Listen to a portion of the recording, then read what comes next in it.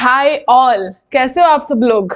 Welcome back you all to my YouTube channel, जहां पर हम इकोनॉमिक्स पढ़ रहे हैं। हम 11th और क्लास 12 की इकोनॉमिक्स कवर कर रहे हैं।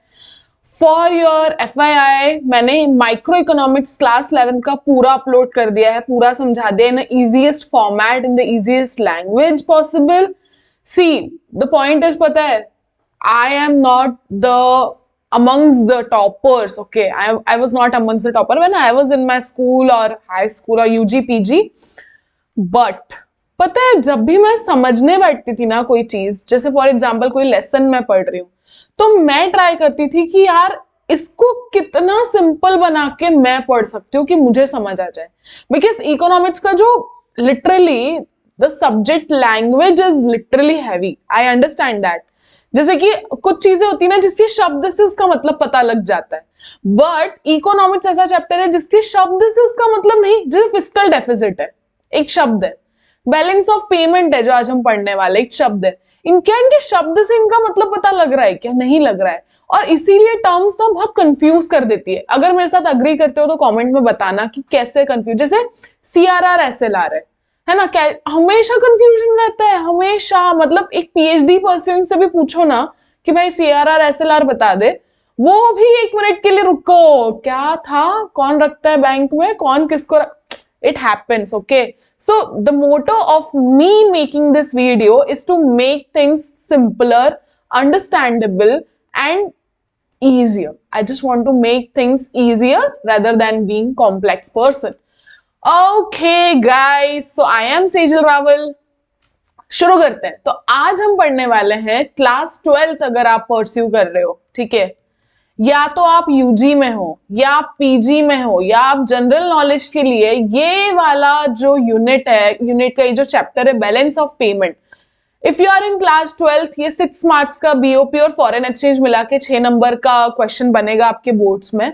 बट अदर देन दैट ये UGC नेट में भी टॉपिक है बेटा, पोस्ट ग्रेजुएशन में भी है। और ये इकोनॉमिक्स में आप कुछ कर रहे हो, आप ह्यूमैनिटीज से हो, आप इकोनॉमिक्स से हो, आप कॉमर्स से हो, ये चैप्टर तो आपको आना ही आना है। बहुत इंपॉर्टेंट चैप्टर है क्योंकि ये हमारी इकोनॉमी में बहुत इंपॉर्टेंट रोल प्ले करता है। तो पहले तो मैं आपको बता देती हूँ कि ये है क्या, क्या चल रहा है यहाँ पे। पहले तो अपन उस बारे में बात कर लेते हैं, ठीक है। उसके बाद अगर आप चैप्टर पढ़ोगे तो आपको बहुत आसानी होगी चीजें समझने में। तो आज का हम जो डिस्कशन करने वाले हैं वो हम करने वाले हैं बैलेंस। देखो, 1 शॉर्ट वीडियो है, बट मैं प्रॉमिस करती हूँ कि एक भी चीज नहीं छूटेगी और आपका सब कुछ कवर हो जाएगा। आप किसी भी एग्जाम के लिए पढ़ रहे हो, आपका चीजें इसमें कवर होने वाली, क्योंकि मैं बहुत बेसिक से बताने वाली हूँ कि ये क्या है। बैलेंस ऑफ पेमेंट क्या है ये? सुनो मेरी बात ध्यान से सुनो। इस देश में हम कहाँ रहते हैं? हम इंडिया में रहते हैं। ये हमारा इंडिया है और ये है रेस्ट ऑफ द वर्ल्ड। क्या है? Rest of the world. Rest of the world मतलब ये हम, अगर हम इंडिया में रह रहे हैं तो हम कौन है? Citizen of India. कौन है? Citizen of India. बट क्या हम बाहर वाली दुनिया से कोई ट्रांजैक्शन नहीं करते क्या? कोई ट्रांजैक्शन नहीं करते हैं क्या? ऑफ कोर्स करते हैं मैम, ऑफ कोर्स हम वहां से ट्रांजैक्शन करते हैं। तो इसके अंदर हमें यह जानना है कि हम बीइंग इंडियन सिटीजन बाहर वालों के साथ जो ट्रांजैक्शन करते हैं, तो भैया उसका लेखा जोखा होना चाहिए कि नहीं होना चाहिए, ताकि हमें पता पड़े कि हम ऐसा तो नहीं कि उनसे ज्यादा माल खरीद रहे हैं, उनको कम दे रहे हैं, या what is the just a second, what is the actual position of us dealing with the rest of the world. तो ये हमें पता होना चाहिए। तो BOP क्या है? तो सबसे मेरी पहले बात सुनो कि BOP एक स्टेटमेंट है। क्या है? स्टेटमेंट है, स्टेटमेंट ऑफ अकाउंट, जिसके अंदर आपके अब सबसे पहले BOP एक स्टेटमेंट ऑफ अकाउंट है जो क्या करता है? ट्रांजैक्शन रिकॉर्ड करता है। क्या करता है? ट्रांजैक्शन रिकॉर्ड करता है। किसके बीच में transaction? Between citizen of India, between citizen of India and rest of the world. Now very important, in a given period of time, in a given period of time, एक particular समय के अंदर India के citizen ने rest of the world के साथ क्या transaction करे, उसके स्टेटमेंट को बोलते हैं बैलेंस ऑफ पेमेंट। क्या मेरी बात आपको समझ आ रही है? अब जब मैं बोल रही हूँ ना गिवन पीरियड ऑफ टाइम, तो मैं आपको कह रही हूं 1 अप्रैल जो हमारा अकाउंटिंग ईयर है, 1 अप्रैल टू 31 मार्च। करेक्ट, समझ गए? तो ये गिवन पीरियड ऑफ टाइम में जो ट्रांजैक्शन होता है उसको बोलते हैं बैलेंस ऑफ पेमेंट। अब अपने को ये लेखा जोखा क्यों बनाना है? ताकि हम जान पाए कि व्हाट इज द, क्यों बनाना है, why BOP, why balance of payment. तो इसका आंसर होगा to know the position, to know the actual position of transactions between citizen and rest of the world, rest of the world अब मैं ऐसे लिखने वाली हूं, ठीक है? तो इसलिए हमारा बीओपी जरूरी है। अब मैम आप बोल रहे हो, मैम आप ये कह रहे हो कि बीओपी के अंदर ट्रांजैक्शन आते हैं। हाँ बेटा, ट्रांजैक्शन आते हैं। तो मुझे एक बात बताओ कि कोई भी ट्रांजैक्शन हमेशा कैसे रिकॉर्ड होता है? कैसे रिकॉर्ड होता है? अकाउंट्स पढ़ते हो ना, डबल एंट्री सिस्टम से। कैसे रिकॉर्ड होता है? डबल एंट्री सिस्टम से। अब जो डबल एंट्री सिस्टम नहीं जानते हैं वो 2 मिनट के लिए सुनो। जब भी कोई ट्रांजैक्शन होता है तो उसका असर 2 साइड्स पर पड़ता है। कौन सी है वो 2 साइड्स? एक है डेबिट साइड, एक है क्रेडिट साइड। मुझे एक बात बताओ, जब आप बाजार में कोई सामान खरीदने जाते हो तो आपको क्या मिल गया? आपको सामान मिल गया। लेट से कि अगर मैं बाजार में लेट से मैं ये लेने गई हूं, जो भी ये कमोडिटी है, ठीक है, मैं ये लेने गई हूं। अगर मैं ये सनफ्लावर लेने गई हूं, ठीक है, तो मेरे पास आया सनफ्लावर, पर मेरे पास में से क्या गया? मनी। क्या गया? मनी। तो आप देख रहे हो कि हमेशा जब भी कोई ट्रांजैक्शन होता है तो उसका फर्क 2 जगह पे पड़ता है। अगर कोई चीज आती है तो कोई ना कोई चीज जाती है। अब डेबिट को बोलते हैं आउटफ्लो। क्या बोलते हैं? आउटफ्लो। और क्रेडिट को बोलते हैं इनफ्लो। क्या बोलते हैं? इनफ्लो। इनफ्लो मतलब आना, आउट मतलब जाना। अपने पास से क्या गया? मनी। और इन क्या हुआ अपने पास? कमोडिटी। तो बीओपी के अंदर भी जो भी ट्रांजैक्शन लिखे जाते हैं वो डबल एंट्री सिस्टम के बेसिस पे लिखे जाते हैं, ठीक है? अब मैं आपको एक बात बताती हूं कि ये मैं आपको सिर्फ समरी दे रही हूं, ये मैं आपको खाली बता रही हूं कि पढ़ना क्या है। पढ़ेंगे अपन आराम से। अभी आप समझो कि पढ़ना क्या है। दूसरा हमारा सवाल है कि मैम ठीक है, समझ गए, ट्रांजैक्शन होते हैं, डबल एंट्री सिस्टम के बेसिस पे रिकॉर्ड होते हैं, पर क्या आप हमें बता सकते हो कि इसके अंदर कौन से ट्रांजैक्शंस रिकॉर्ड होते हैं? What are the transaction we record in BOP? क्या आप बता सकते हो? हाँ, हम बता सकते हैं। तो इसमें सबसे पहले आता है गुड्स। क्या आता है? गुड्स। गुड्स को कहते हैं विजिबल आइटम। क्या कहते हैं? विजिबल, ITEM, आइटम मतलब विजिबल सामान। दूसरा इसके अंदर आता है सर्विसेज। क्या आता है? सर्विसेज, जिसको कहते हैं इनविजिबल आइटम। समझ गए बच्चों? क्योंकि क्या सर्विसेज देखी जाती है? नहीं, पर हम उसे ट्रांजैक्शन फिर भी होता है सर्विसेज का। बाकी गुड्स विजिबल आइटम है, ठीक है। नाउ थर्ड होता है यूनिलैटरल ट्रांजैक्शन। यूनिलैटरल ट्रांजैक्शन मतलब क्या होता है कि फॉर एग्जांपल अगर मैं इंडिया में बैठी हूं, और मुझे यूएस में मेरे कजिन को पैसा ट्रांसफर करना है, तो ये कैसा है? एक यूनिलैटरल ट्रांजैक्शन है। या लाइकवाइज मान लो मेरी यूएस में जॉब लग गई, बट मुझे मेरे इंडिया में मेरे पेरेंट्स है, मुझे अपने पेरेंट्स को मनी भेजना है, तो मैं क्या करूंगी? यूनिलैटरल ट्रांजैक्शन, ठीक है। नाउ इसमें एक और 4th वाली चीज क्या है? Goods, service, unilateral transactions and sorry मैं भूल रही हूँ, एक minute, let check. Unilateral transaction, service, other services, oh capital transfer, capital transfer.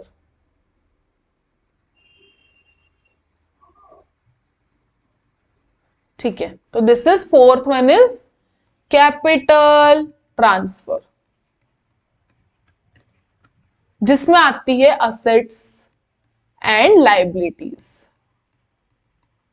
तो जब भी हम बैलेंस ऑफ पेमेंट वाला स्टेटमेंट बनाते हैं तो हम उसके अंदर ये चार कंपोनेंट्स जो है वो समझते हैं और ऐड करते हैं। ठीक है, अब मेरी बात सुनो। बीओपी, बीओपी को दो भाग में बांटा गया है, एक है बैलेंस ऑफ ट्रेड और एक है बैलेंस ऑफ पेमेंट। मेरी बात सुनो, जब बात ओनली गुड्स की हो, किसकी हो? Only goods. मैंने अभी आपको चार कंपोनेंट बताए, goods, service, unilateral transfer, capital transfer, चार बताए। पर जब मैं सिर्फ गुड्स का रिकॉर्ड करूंगी, जब मैं सिर्फ गुड्स रिकॉर्ड करूंगी तो उसको कहेंगे बैलेंस ऑफ ट्रेड। क्या कहेंगे? Balance of trade. बट वहीं पर जब मैं चारों कंपोनेंट को रिकॉर्ड करूंगी तब हम उसे क्या कहेंगे? बैलेंस ऑफ पेमेंट कहेंगे। समझ गए बैलेंस ऑफ ट्रेड और बैलेंस ऑफ पेमेंट क्या है? तो ये चारों कंपोनेंट आप समझ गए, कैसे रिकॉर्ड होता है वो समझ गए, बैलेंस ऑफ पेमेंट क्या होता है उसकी डेफिनेशन समझ गए। It's a transaction, it's a statement, it's a statement that record transaction between citizen of India and rest of the world in a given period of time. मुझे नहीं लगता अब आपको ये बीओपी की शब्द जो डेफिनेशन है वो अब आपको कभी कंफ्यूज करेगी। ठीक है, ओके, अब शुरू करते हैं कि what is written in our book.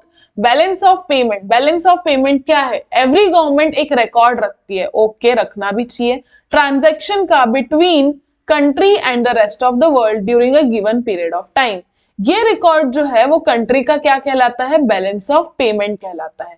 ये एक अकाउंटिंग स्टेटमेंट है जो कि सिस्टमैटिकली रिकॉर्ड करता है इकोनॉमिक ट्रांजैक्शन को between resident of the country and rest of the world in a given period of time. मैं आपको समझा चुकी हूँ। Who are includes in resident? Resident में कौन कौन आता है? रेसिडेंट ऑफ द कंट्री के अंदर आते हैं हम इंडिविजुअल, फर्म हमारी कंपनीज, हमारी गवर्नमेंट एजेंसी।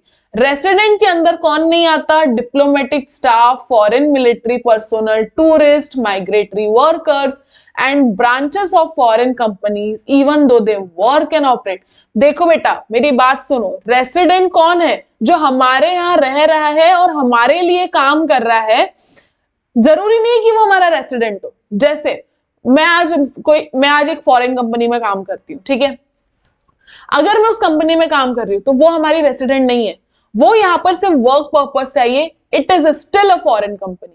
समझ में आया? तो हमारी जब रेसिडेंट की बात हो रही है तो हमारे यहाँ के सिटीजन, हमारी फर्म जो कि रजिस्टर्ड है अंडर कंपनीज एक्ट, हमारी गवर्नमेंट एजेंसी है, वही सब रेसिडेंट की डेफिनेशन में आती है।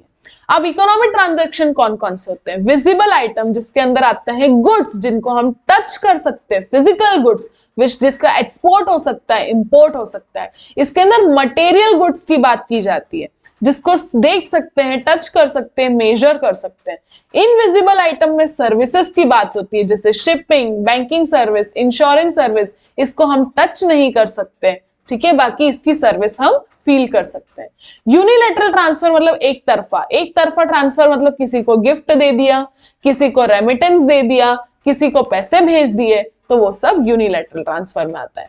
कैपिटल ट्रांसफर में आता है ऐसा ट्रांसफर जहां पे कैपिटल रिसीट हो, जैसे कि बोरोइंग और सेल ऑफ असेट या expenditure in the form of liability. ठीक है, अब कैसा होता है स्ट्रक्चर मैं आपको समझा चुकी हूँ कि जब भी बैलेंस ऑफ पेमेंट बनाया जाता है तो वो डबल एंट्री सिस्टम से बनाया जाता है। ये आप अगर कॉम्पिटिटिव एग्जाम की तैयारी कर रहे हो तो इसको रट लेना, ये आ जाता है एमसीक्यू में कि बीओपी का स्ट्रक्चर कैसा होता है।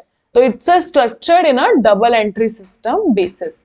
According the transaction have two side, that is credit side, debit side. समझ गए? अब ये तीनों चीजें समझो फटाफट। बैलेंस्ड बीओपी, सरप्लस बीओपी और डेफिसिट।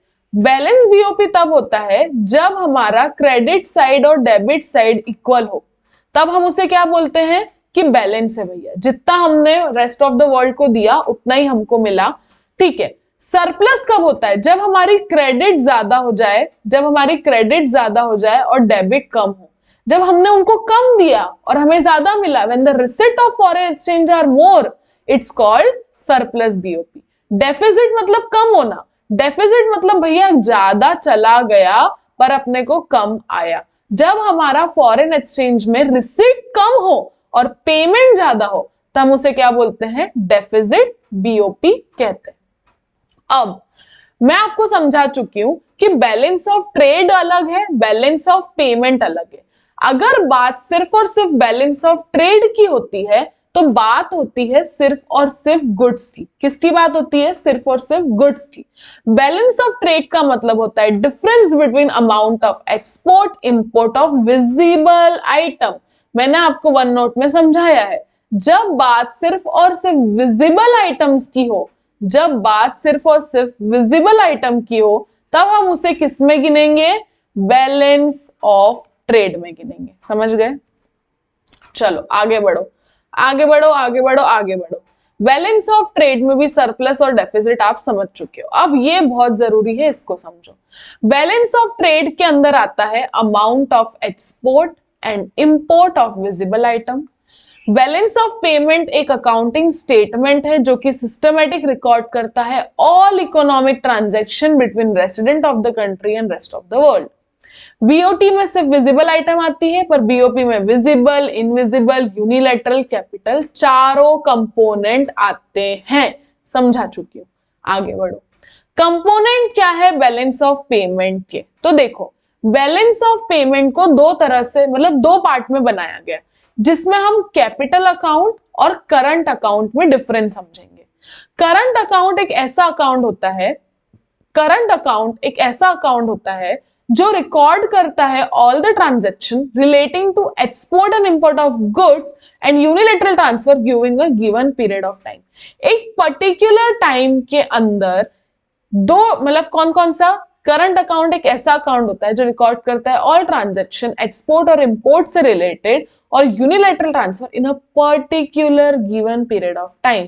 करंट अकाउंट के contents receipt and payment relating to all transaction that is visible, invisible, unilateral. But current account, आपको पता है कि करंट अकाउंट और कैपिटल अकाउंट में क्या डिफरेंस है। जब हम करंट अकाउंट की बात करते हैं तब हम एक्सपोर्ट एंड इंपोर्ट की बात करते हैं, ठीक है। हम बात करते हैं export and import of service, हम बात करते हैं यूनिलैटरल ट्रांसफर की, और इनकम और receipt payment to and from abroad. ये सब आते हैं करंट अकाउंट में। Current account shows the net income. Current account वो सारे एक्चुअल ट्रांजैक्शन रिकॉर्ड करता है जो गुड्स और सर्विसेज के हुए हैं, output of employment of the country, so it shows the net income generated in the foreign sector. अगर आपको पूछे कि आपको कौन से अकाउंट से नेट इनकम पता लगती है, तो current account shows the net income, ठीक है। नाउ ये देख लो, इसे करंट अकाउंट के क्रेडिट आइटम्स, डेबिट आइटम्स और नेट क्रेडिट आपको मिलेगा। तो इसके अंदर विजिबल भी आता है, इनविजिबल भी आता है, यूनिलैटरल ट्रांसफर भी आता है और इनकम और रिसिट भी आता है। अब ध्यान से समझो कैपिटल अकाउंट क्या है। Capital account of BOP records all those transaction between the resident of the country and rest of the world which cause change in asset और liability of the citizen to the country और its government. Capital account ऐसा account होता है जिसके अंदर, ध्यान से समझो, चलो वन नोट खोलो,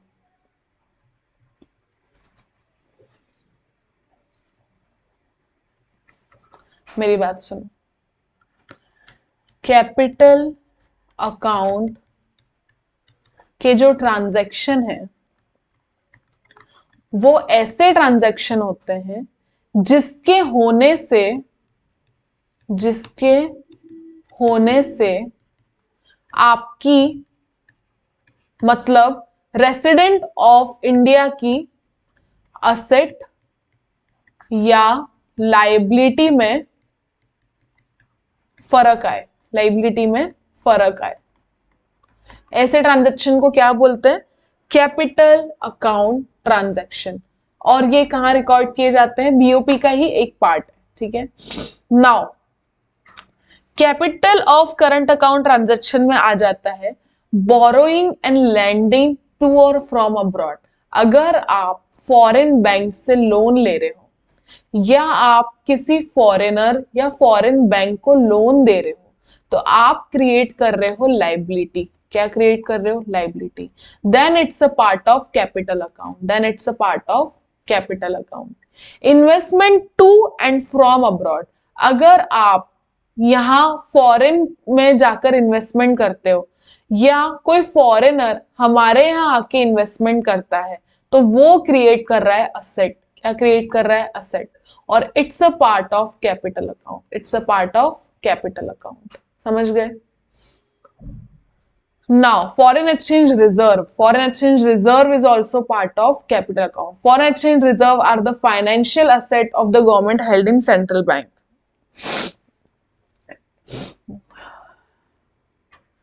बैलेंस ऑफ कैपिटल अकाउंट, अब देखो इसके अंदर क्या क्या आता है ये ध्यान रख लेना। बोरोइंग एंड लैंडिंग टू और फ्रॉम अब्रॉड, इन्वेस्टमेंट टू और from abroad and change in foreign exchange reserve. अब आप देखो करंट अकाउंट और कैपिटल अकाउंट में क्या डिफरेंस है। करंट अकाउंट ऐसा अकाउंट होता है जो रिकॉर्ड करता है current level of countries income, जिससे हमें current level of country income पता पड़े। और capital transaction talk about capital stock in a country. ये एक फ्लो कॉन्सेप्ट है and it is a stock concept. इसके अंदर आता है visible trade, invisible trade, unilateral transfer, income receipt and payment, borrowing, lending, investment, change in foreign exchange reserve. अब ये समझो ऑटोनॉमस आइटम और अकोमोडेटिंग आइटम क्या होती है, इसको ध्यान से समझो। ऑटोनॉमस आइटम वो आइटम होती है are to those international economic transaction which take place due to some economic motive या प्रॉफिट मैक्सिमाइजेशन। ऐसे इकोनॉमिक ट्रांजैक्शन जिसका मूल उद्देश्य प्रॉफिट बढ़ाना है वो होती है ऑटोनॉमस आइटम।